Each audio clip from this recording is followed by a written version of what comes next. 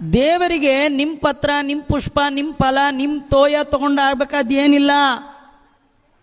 ನಿಮ್ಮ ಹಣ್ಣು ಇಟ್ಟುಬಿಟ್ರೆ ಅವನಿಗೆ ಖುಷಿ. ಅಂತೂ ಇವತ್ತು ಆಪಲ್ ತಂದಿಟ್ಬಿಟ್ನಪ್ಪ, ಸದ್ಯ ಯಾರೂ ಆಪಲ್ಲೇ ತಂದಿರಲಿಲ್ಲ, ಖುಷಿ ಆಗಲ್ಲ ಅವನಿಗೆ. ಆಪಲ್ ತಗೊಳ್ತಾನೋ ಇಲ್ವೋ ಆಚಾರ್ಯ, ಅದನ್ನ ಹೇಳಿ.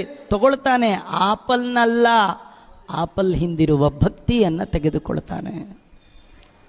ಶಬರಿ ಎಂಜಲು ಹಣ್ಣು ಕೊಟ್ಲು, ಮುಕುತಿಗೋಸಗ ಫಲವ ಸವಿದನೆ.